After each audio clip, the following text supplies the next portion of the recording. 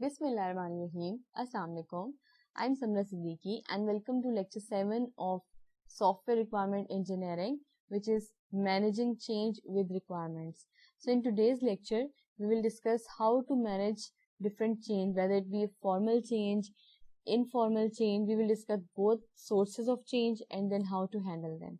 Before moving on, let's have a slight recap of the previous lecture.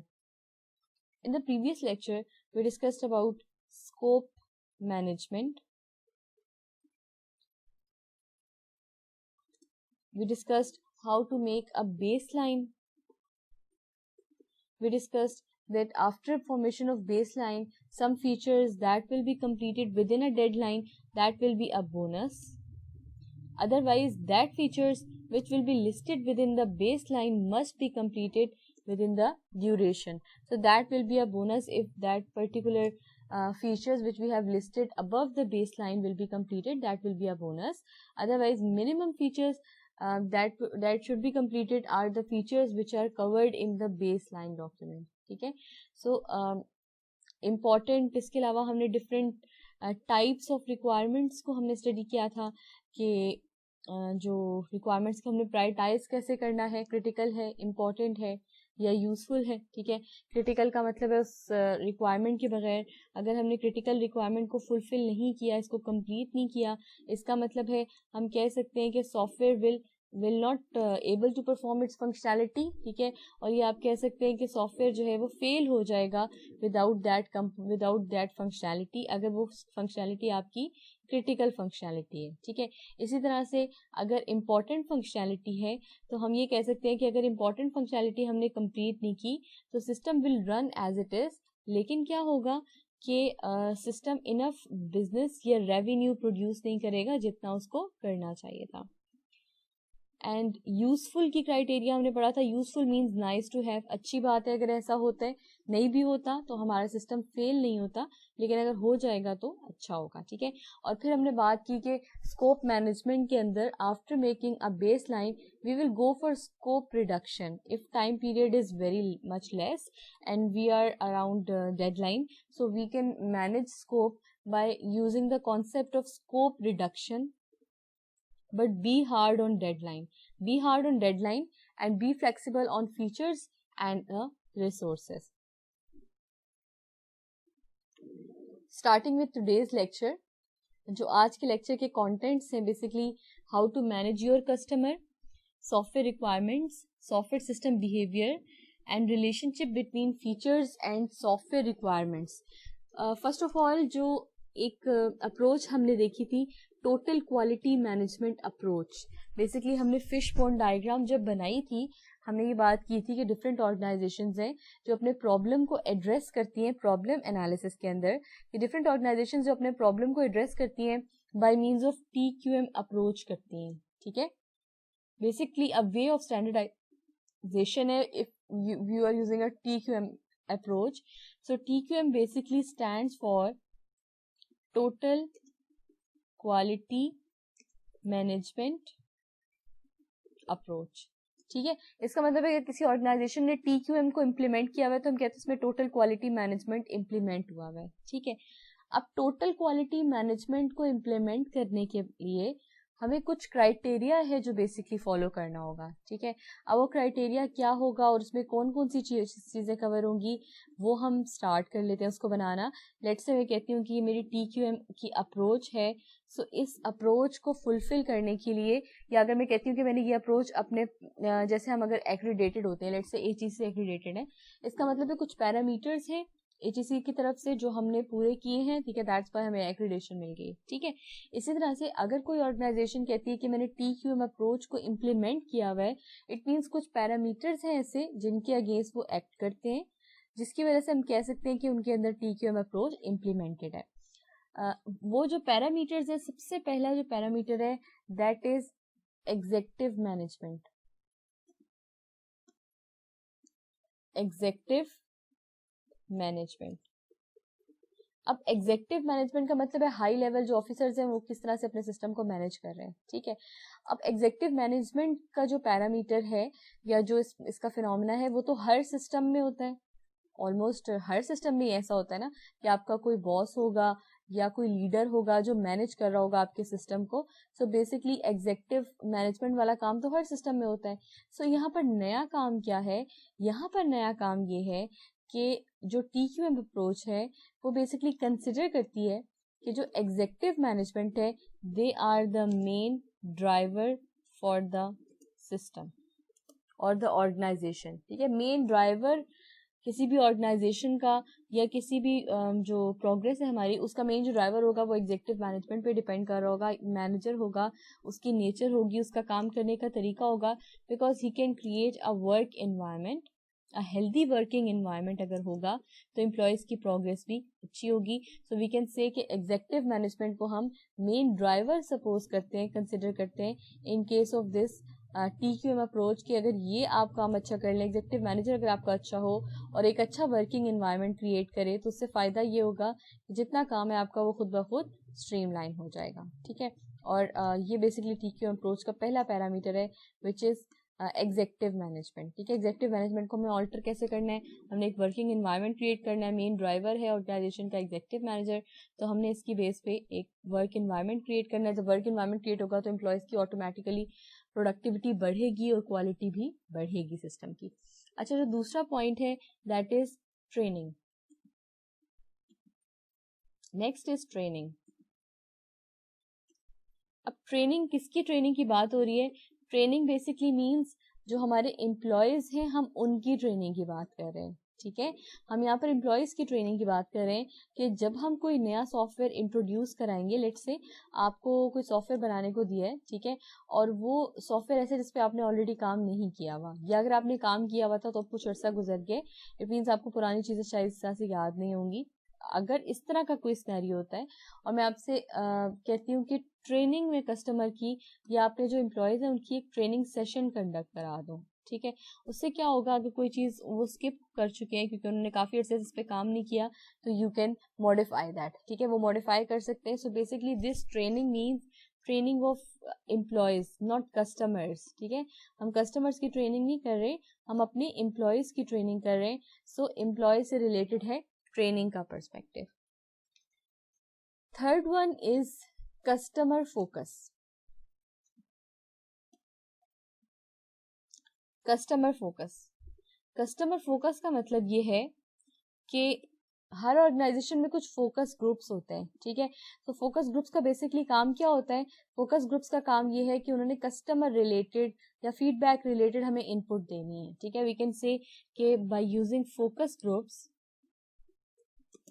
we can get an idea about the requirements. ٹھیک ہے, and about the working environment. اس کے علاوہ ہمیں پتہ چل جاتا ہے کہ کسٹمر کی فیڈ بیک کے حساب سے کون سے فیچرز ہیں جو کسٹمر پریفر کر رہے ہیں, کون سے ایشوز ہیں جو کسٹمر فیس کر رہا ہے. تو بیسکلی ہمارے فوکس گروپس ہوتے ہیں جو اس کسٹمر فوکس والا جو پوائنٹ ہے اس میں ایکٹیو ہوتے ہیں, اور ان کا کام یہ ہوتا ہے کہ انہوں نے فوکس گروپس کی فارم میں کام کر کے اور اگر کوئی ایشو ہے تو اس کو اس طرح سے ہائر اتھارٹیز کے پاس لے کر جانا ہے. ٹھیک ہے, سو دس از کسٹمر فوکس. اچھا, اب اس کے بعد نیکسٹ پوائنٹ ہے ڈیسیژن میکنگ. اب ڈیسیژن میکنگ ہمیں پتہ ہے ہر آرگنائزیشن میں کوئی نہ کوئی ڈیسیژن میکنگ ہوتی ہے نا, کہ ہم کون سا SDLC یوز کریں گے, ہم کون سا ٹول یوز کریں گے. ٹھیک ہے, اسی طرح سے ریکوائرمنٹس ہماری کون سی ہوں گی, یہ ساری ریکوائرمنٹ ڈیسیژن, ڈیزائن ڈیسیژنس. تو ڈیسیژن میکنگ تو ہر آرگنائزیشن میں ہوتی ہے, لیکن یہاں پر فرق کیا ہے کہ اس کیس میں جو ڈیسیژنز ہیں وہ بیسکلی کون لے رہا ہوتا ہے؟ These decisions are based upon proper measurements and proofs.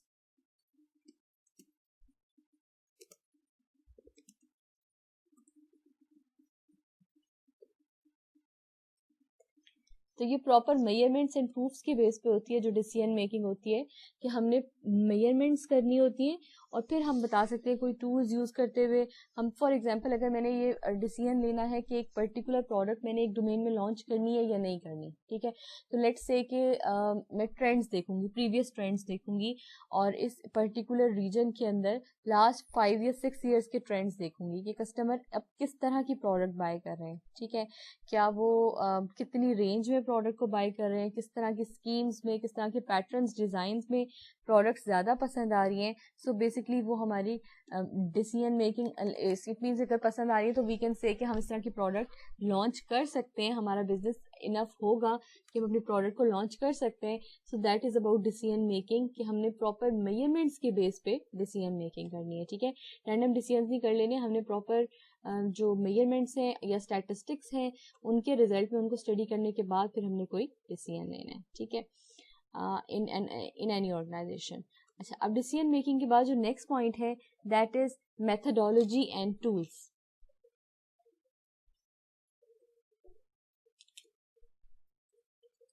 Methodology and tools. So methodology and tools کا مطلب یہ ہے کہ اس کیس میں ہم یہ بات کرتے ہیں کہ آپ نے میتھڈالوجی اینڈ ٹولز یوز کر کے, different methodologies and tools use کر کے آپ نے انسیڈنٹس آف نان کنفرمنس کو آئیڈینٹیفائی کرنا ہے. ٹھیک ہے, I repeat, methodology and tools use کر کے ہم نے کاسٹ آف نان کنفرمنس کے انسیڈنٹس بیسکلی آئیڈینٹیفائی کرنا ہے. So using methodologies and tools, incidents of naan conformance are identified. اچھا, اب یہاں پر دو چیزیں ہیں, ایک ہوتا ہے کنفرمنس ٹو ریکوائرمنٹس اور ایک ہوتا ہے نان کنفرمنس. ٹھیک ہے, اگر ہم بات کرتے ہیں کنفرمنس ٹو ریکوائرمنٹس تو اس کا کیا مطلب ہوتا ہے کہ کنفرمنس ٹو ریکوائرمنٹ کا مطلب ہے کہ میں ریکوائرمنٹ کو میٹ کرنے کی بات کر رہی ہوں.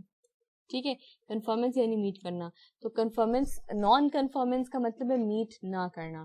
سو اس کیس میں ہم کہہ سکتے ہیں کہ methodologies, different methodologies and tools use کرتے ہوئے ہم اس چیز کو چیک کرتے ہیں کہ کہیں پہ کوئی ایشو تو نہیں آ رہا, مینس کہ نان کنفرمنس کا ایونٹ تو نہیں ہے. نان کنفرمنس کا ایونٹ یہ بھی ہو سکتا ہے کہ ہم یہ بات کر رہے ہوں کہ اگر کوئی سافٹ ویئر تھا, ٹھیک ہے, اور وہ ہمارا سسٹم تھا وہ رن نہیں ہو رہا تھا آفٹر ڈپلائمنٹ. ٹھیک ہے, تو اس طرح کے کوئی ایشوز ہیں جو ہم آفٹر ڈپلائمنٹ ان کو آئیڈینٹیفائی کرتے ہیں اور اس کی وجہ سے ہمارا جو سسٹم ہے وہ کہہ سکتے ہیں کہ وہ اکارڈنگ ٹو کسٹمر ریکوائرمنٹس نہیں ہے. So these are basically incidents of non conformance. ٹھیک ہے, تو آج ہم ایک ٹاپک اور بھی چیز ڈسکس کریں گے which is basically cost of conformance and cost of non conformance. اس incidents of non conformance are identified.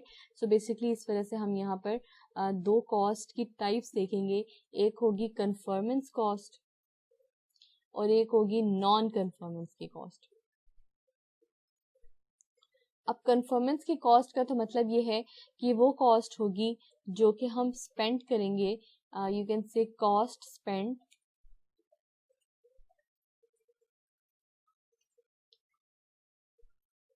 To prevent error from occurring.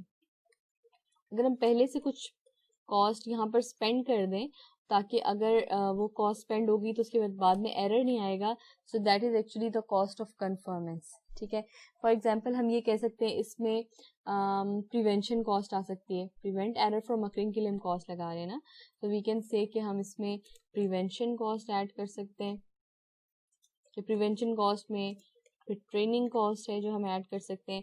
تو بیسکلی اس کا مطلب یہ ہے کہ ہم کوئی اس طرح کے سیشنز کنڈکٹ کرائیں, ٹریننگز دیں یا پھر ڈیموز دیں, ٹھیک ہے, کہ جس سے کاسٹ نہ لگے, زیادہ کاسٹ نہ لگے. ٹھیک ہے, سر یہ بیسکلی, اور فائدہ زیادہ کاسٹ نہ لگے کا مطلب یہ ہے کہ آفٹر ڈپلائمنٹ فیلئر نہیں آئے گا. ٹھیک ہے, تو اس چیز کو ہم اوائڈ کر لیں گے. کاسٹ آف کنفرمنس اگر زیادہ ہوگی تو سسٹم اچھا ہو سکتا ہے کیونکہ ہم نے ایرر کو آنے ہی نہیں دیا, ہم نے انف اچھے ٹولز بھی انسٹال کر لیے, ہم نے اپ ڈیٹڈ انوائرمنٹ بھی دے دیے. اسی طرح سے ہم نے اوور آل جو ڈفرینٹ پیسز تھے ان کے اندر سافٹ ویئرز اویلیبل تھے وہ بھی ہم نے کر لیے. اس کا مطلب یہ ہے کہ ہماری کاسٹ آف کنفرمنس بڑھ جائے گی, لیکن اس کا فائدہ کیا ہوگا, نان کنفرمنس نہیں بنے گی. ٹھیک ہے, وچ از مور پرابلمٹک. سو اسی طرح میتھڈالوجی اینڈ ٹولز یوز کرتے ہوئے ہم اسی طرح سے نان کنفرمنس کی کاسٹ کی اگر بات کریں تو we can say failure cost. ٹھیک ہے, وہ کاسٹ آف نان کنفرمنس میں آتا ہے کہ فیلئر ہو گیا پروڈکٹ کا, جس کی وجہ سے کیا ہوا, کسٹمر نیکسٹ ٹائم وہی پروڈکٹ بائی نہیں کرے گا. سو یہ نان کنفرمنس کی کاسٹ میں آئے گا. پھر وارنٹی بھی اگین ہماری نان کنفرمنس کے انسیڈنٹس میں آتی ہے. ٹھیک ہے, کہ اگر آپ کی پروڈکٹ میٹ نہیں کر پائی کرائٹیریا کو اور فیلئر ہو گیا with in the duration of warranty, تو آپ کو وہ پروڈکٹ ریپیئر کر کے یا پھر ریٹرن کرنی پڑے گی. Next is methodology and tools کے بعد جو نیکسٹ ہے that is continuous improvement.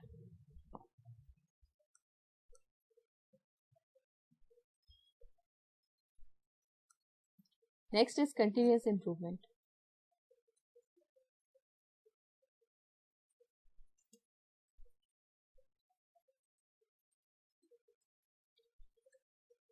Continuous improvement کا مطلب یہ ہے کہ ہم ایسے میتھڈس اور ٹیکنالوجیز یوز کریں گے کہ تھرو آؤٹ ہم اپنے سسٹم کو چینج کرتے رہیں گے, یعنی بہتر سے بہتر بناتے رہیں گے. ٹھیک ہے, کوئی نیا ماڈیول بنا لیا, اس سے امپروومنٹ ہو گئی, پھر اسی طرح سے کوئی نئی فنکشنلٹی ایڈ کر دی, اس سے کوئی امپروومنٹ ہوگی. تو یہ بیسکلی آپ پہ ڈپینڈ کرتا ہے. لیکن کنٹینیوس امپروومنٹ کا مطلب یہ ہے کہ ہم نے تھرو آؤٹ اپنے سسٹم کے اندر چینجز لانے ہیں کہ وتھ ٹائم ہمارا جو سسٹم ہے وہ اپ گریڈ ہونا چاہیے, چینج ہونا چاہیے. ٹھیک ہے, اب کنٹینیوس امپروومنٹ کے بعد ہے کمپنی کلچر.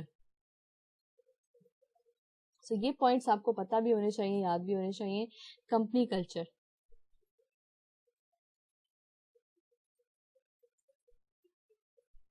کمپنی کلچر بھی بہت افیکٹ کرتا ہے کہ ہم نے کس طرح سے اوور آل اپنے سسٹم کو لے کر چلنا ہے. ٹھیک ہے, تو کمپنی کا جو کلچر ہے وہ بھی بہت افیکٹ کرتا ہے ہمارے سسٹم کی پروڈکٹیوٹی پہ.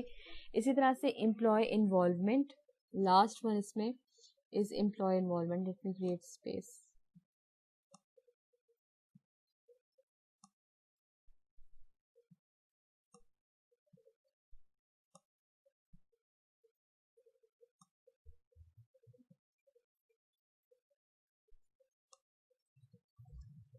Company culture and company culture کے بعد جو لاسٹ ون ہے بیسکلی اس کا نام ہے امپلائی انوالومنٹ.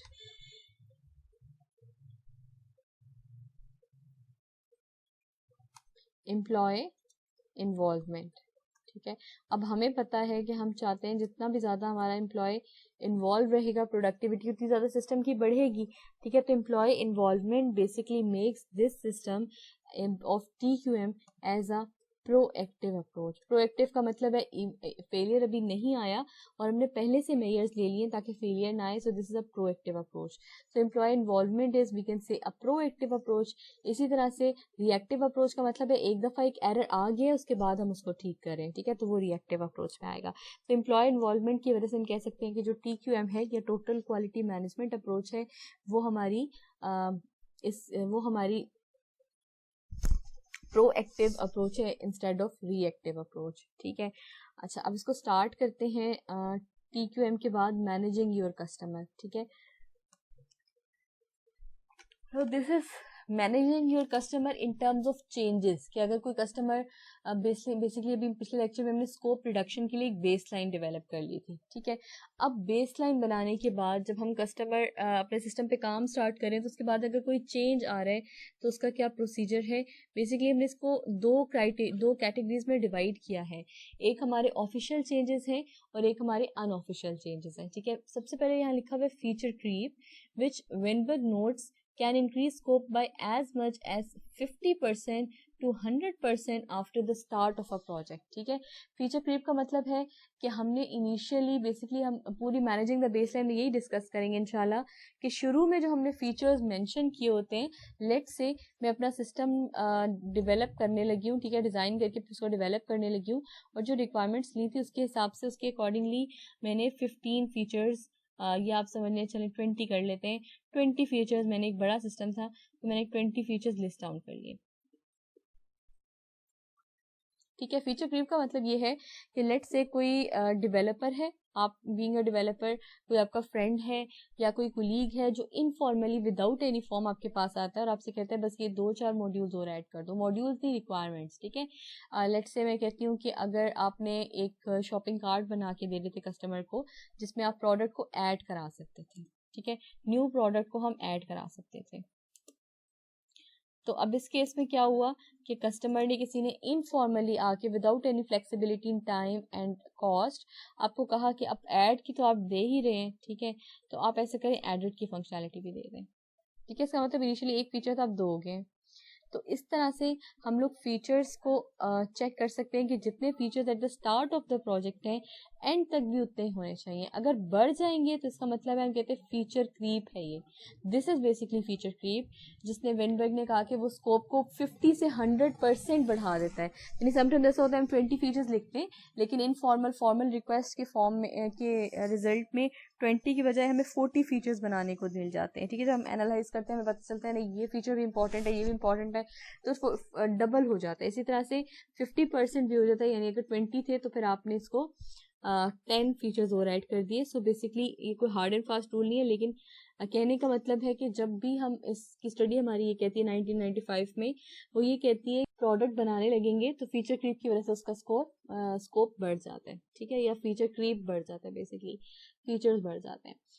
اچھا, آفیشیل چینجز, ایک ان آفیشیل چینجز. سو آفیشیل چینجز میں customer request a new system capability that is not part of baseline, then the impact must be assessed. تو اگر کوئی چینج ریکویسٹ فارم کے تھرو پراپر طریقے سے کوئی آفیشیل چینج آپ سے کرنے کو کہتا ہے تو آپ نے کیا کرنا ہے, آپ نے اس کا امپیکٹ دیکھنا ہے کہ فائنل سافٹ ویئر کے اوپر اس پروڈکٹ کا یا اس فیچر کا جو آپ ایڈ کرا رہے ہیں اس کا امپیکٹ کیا ہے. اگر وہ بہت ضروری ہے بنانا پھر تو ہم بنائیں گے, لیکن اگر وہ فیچر کرٹیکل ہے تو اٹ مینس اگر فیچر کرٹیکل ہے دین وی کین سے کہ we have to add that feature. ٹھیک ہے, اس فیچر کو ہمیں ایڈ کرنا پڑے گا جو کسٹمر ہمیں کہہ رہا ہے, اگر وہ فیچر ہمیں کرٹیکل لگ رہا ہے یا کسٹمر کے حساب سے وہ کرٹیکل ہے. دوسری کرائٹیریا یہ ہے کہ اگر وہ فیچر امپورٹنٹ ہے بٹ ناٹ کرٹیکل. ٹھیک ہے, اگر کرٹیکل نہیں ہے لیکن صرف امپورٹنٹ ہے تو اس کیس میں ہم یہ کہہ سکتے ہیں کہ ہمیں ڈیسائیڈ کرنا ہے کہ اگر اس کے بغیر ہمارا سسٹم انف ریونیو پروڈیوس نہیں کرے گا تو اٹ مینس کہ ہم اس کو چینج کر سکتے ہیں. ٹھیک ہے, اس کو امپلیمنٹ کریں گے ادروائز ہم نہیں کریں گے. فار ایگزامپل اس کی ایگزامپل اس طرح سے ہو سکتی ہے, جیسے اگر ایک امپورٹنٹ فنکشنلٹی ہے generate report.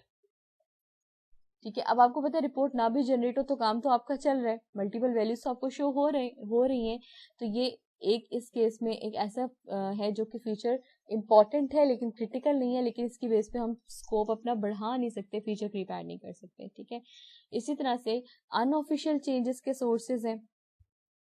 In official changes requirements leakage which are invisible to team managing schedule, budget and quality criteria. ٹھیک ہے, so it contributes up to half of the total scope of one project. So basically half of total scope کا, جیسے ہم نے پہلے بھی بات کی, unofficially جو changes ہوتے ہیں وہ زیادہ problematic ہوتے ہیں کیونکہ ان کی بیس پہ کوئی proper deadline in timeline and proper deadline time اور جو resources ہے اس کے perspective سے ہم نہیں لیتے تو that could be more dangerous. اب یہ sources of changes بیسکلی کیا ہے, direct customer request to programmers, جیسے ہم نے اس دن بات کی تھی, کسٹمر انفارملی ڈیولپر سے آ کے کہتا ہے کہ یہ چینجز تو یہ تو آپ بنا ہی رہے ہیں, ایڈ پروڈکٹ تو آپ بنا رہے ہیں, بس ایڈٹ کی کیوری لگا دیں تو ایڈٹ بھی ہو جائے گا. ٹھیک ہے, وداؤٹ اینی پراپر ڈاکیومنٹیشن ان بیس لائن. تو اگر اس طرح کے کوئی چینجز ہوں گے تو وہ آپ کے ان آفیشیل چینجز میں آئیں گے. functionality inserted by the programmers with consideration of what is good for the customer. ٹھیک ہے, اسی طرح سے اگر ہمیں آئیڈیا ہوتا ہے کہ کوئی چیز پروگرامر نے while پروگرامنگ, ٹھیک ہے, اسے لگتا ہے کہ کوئی فنکشنلٹی ایسی ہے جو کہ کسٹمر کے لیے اچھی ہوگی. فار ایگزامپل رپورٹ جنریشن کو ہم کنسیڈر کر لیتے ہیں کہ پروگرامر بیسکلی سپوز کرتا ہے کہ ہم نے ساری فنکشنلٹی تو ایڈ کی ہے, تو اگر امپلائی کا پروفائل بھی ہم اس کو شو کرا دیں تو ہمارے لیے سسٹم بہت اچھا ہو جائے گا. ٹھیک ہے, اب یہ ایک فنکشنلٹی ایسی تھی جس کے بیک اینڈ پہ ہم نے کوئی ریسورسز نہیں دیے تھے, کوئی ٹائم نہیں دیا تھا. ٹھیک ہے, اور پروگرامر نے اپنی طرف سے سپوز کیا کہ ایک چھوٹا سا کام ہے آرام سے ہو جائے گا. اس طرح چھوٹا سا کام جو بیسکلی ہم سپوز کرتے ہیں اس کی وجہ سے بہت سارے سیپریٹ ایشوز اور آ جاتے ہیں, تو اس چیز کو ہم ان آفیشیل چینجز کی وجہ سے ٹائم لائن ہماری ایکسٹینڈ کر سکتی ہے. Next one is programmer Easter eggs.